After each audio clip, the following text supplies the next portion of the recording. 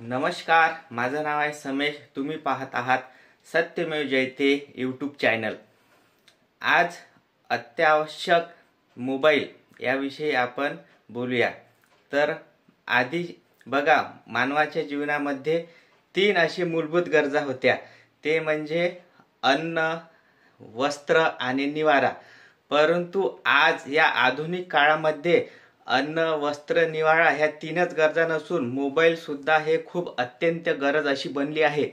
त्यामागचं कारण बघा, आज तुम्हाला जर गॅस सुद्धा घ्यायचा असेल तर जो गॅस घेऊन डिलिव्हरी बॉय येतो आणि आपल्या घरी गॅस देतो, जोपर्यंत आपण त्यांना OTP नाही सांगत, म्हणजेच वन टाइम पासवर्ड, तोपर्यंत तो गॅस जे आहे आपल्या घरी डिलिव्हरी करत नाही. म्हणजे आपल्या घरी तो गॅस आपल्याला देत नाही. तर इतक्या आवश्यक जे आहे मोबाईल बनला आहे आणि त्याच्यामध्ये सिम ॲक्टिव्ह चालू ठेवणे, रिचार्ज करणे हे सुद्धा तितकंच महत्त्वाचं आहे. गॅसच काय, तर तुम्ही बँकेत सुद्धा गेले तर तिथे सुद्धा तुम्हाला नवीन अकाउंट ओपन करायचं असेल तर तिथे सुद्धा तुम्हाला मोबाईल नंबर चालूवाला द्या म्हणते आणि तेव्हा सुद्धा तुम्हाला OTP येते आणि त्याच्यानंतरच तुमचं स्टेट बँक असो, महाराष्ट्र बँक असो किंवा कुठलंही बँक अकाउंट असो तेव्हाच तुमचं ओपनिंग होते. त्याच्या व्यतिरिक्त होत नाही. परंतु या महागाईच्या काळामध्ये सर्वसामान्यांना रिचार्ज करणे आता काही परवडत नाही आहे.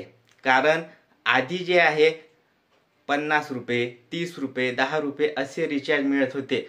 परंतु आता इतकी महागाई भडकली आहे की तुम्हाला 300 रुपये, 400 रुपये, 350 रुपये असं रिचार्ज केल्याशिवाय आता तुमचं सिम ॲक्टिव्ह राहत नव्हतं. परंतु तुम्हाला सगळ्यांना एक आनंदाची बातमी आपल्याला ह्या चॅनलवर मी देतो.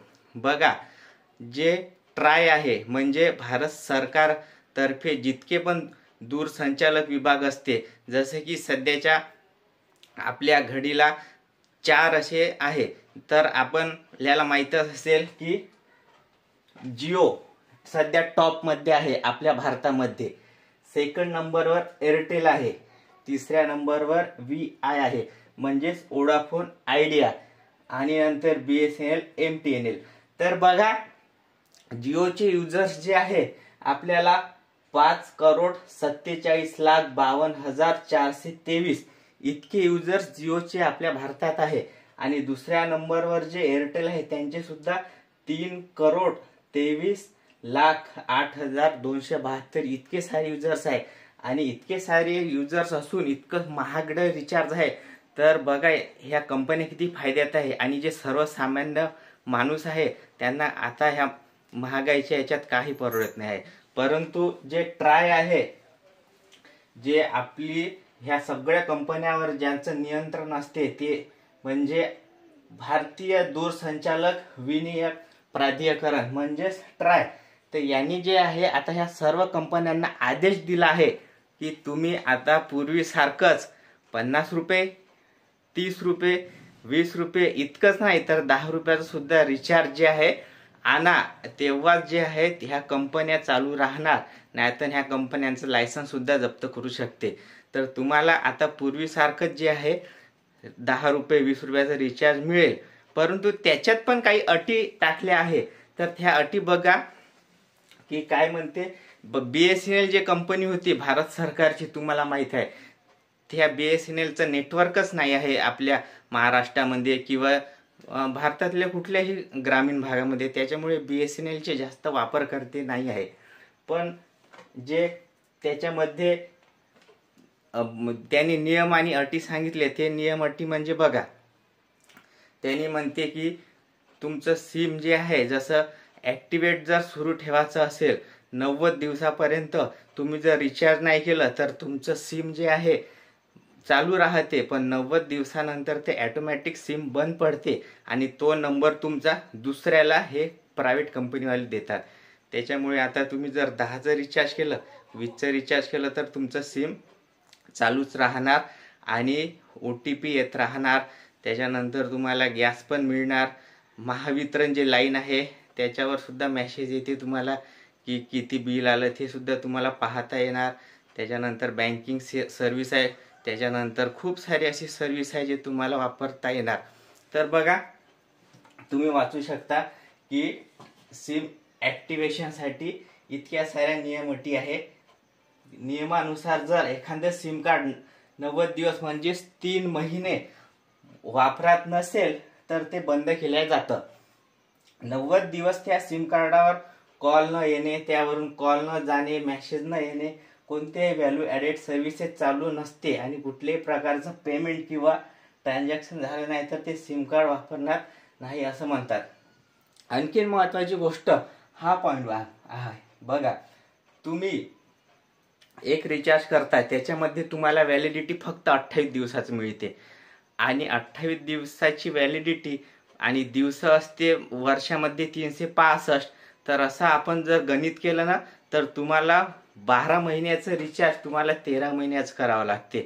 कारण 28 दिवस आणि महिना असतो 30 दिवसाचा, त्याच्यातले तुम्हाला 2 दिवस शिल्लक राहते. ते 2 दिवस शिल्लक करून बरोबर कंपनीवाले 30 दिवस करते अखेरीला आणि पुन्हा तुम्हाला एक एक्स्ट्रा रिचार्ज करावं लागते.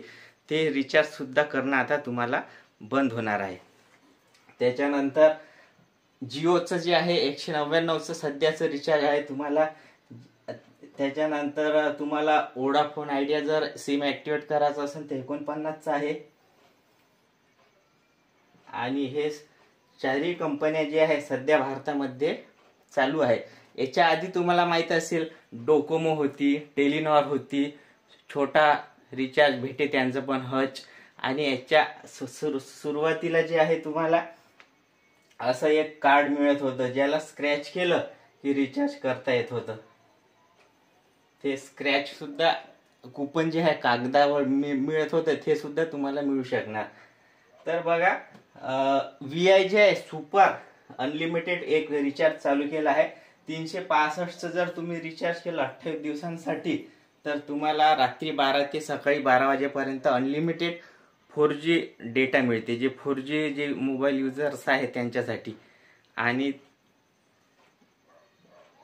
BSNL साठी जे आहे एक आहे 50 रुपयाचा जर रिचार्ज केला तर त्यांना सुद्धा 28 दिवस न मिळता 30 दिवसाची व्हॅलिडिटी मिळणार.